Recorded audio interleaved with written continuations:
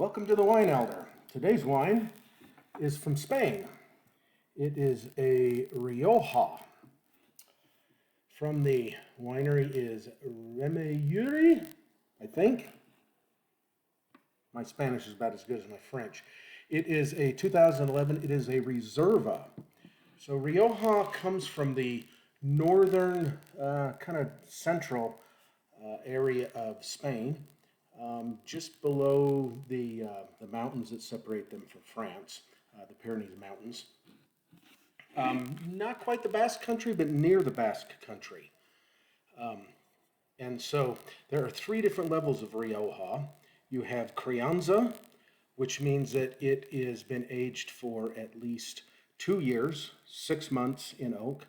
A Reserva, like this one, which means it has to have been aged for 3 years and at least 12 months in oak, and Grand Reserva, which has to be aged for at least 5 years with at least 18 months in oak. Riojas is the region, of course. The grape is Tempranillo. It's known in other parts of the world as other things, but in Spain, they call it Tempranillo. And it is the signature grape of the region of Rioja. Let's get that. So Riojas can be a little spicy. The cork looks good. They can be big and full, a lot of tannins, but also very fruity. I find that they go great with Cajun food. Behind me, I'm cooking some jambalaya, which I found the perfect pairing for jambalaya or any other Cajun food is Rioja. So I am excited to dine tonight. Take a look at this. It's kind of it's a dark color, but not really inky and opaque. It still is a very plummy and red and purplish. You can smell a lot of fresh fruit aromas on that. It kind of has a whole orchard smell to it. You can still smell a little bit of the spiciness. You can smell some minerality.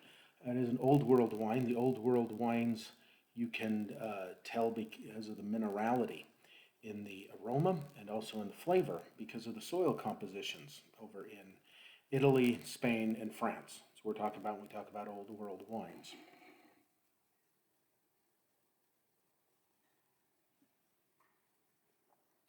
This is very luscious and rich. It's very fruity as well. It's got a nice big bouquet to it. It is not overly tannic. It has a little bit of tannins. I say medium tannins. This particular one, sometimes they can go a little bit heavier on the tannins. But it definitely is very spicy. It's got this nice kick to it.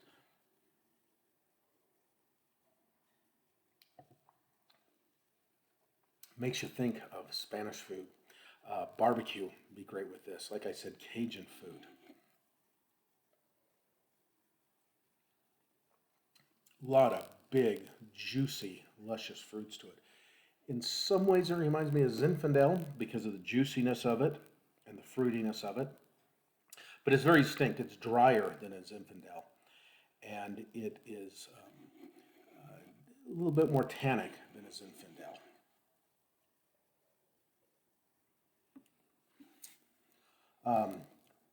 The balance for me is hard to judge on these because there's such a kick to them.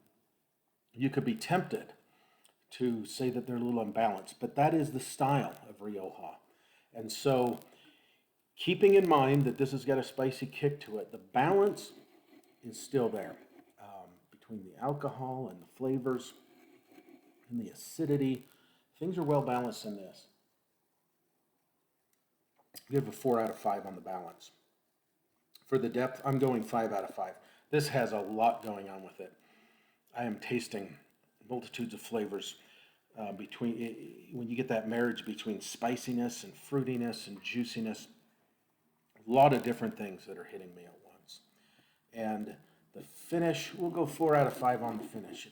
It's above average, moderate length. I can taste it well after I'm done sipping. As far as representation, I'd say it's over average. We'll give it a 4 out of 5 for the representation of what a Rioja should taste like. And the taste, I love this one. We'll give it a 9 out of 10. So that gives us, what do we got? 4, 5, 4, 4, and a 9. And that's going to give us a score of 94. So once again, Rioja from northern Spain.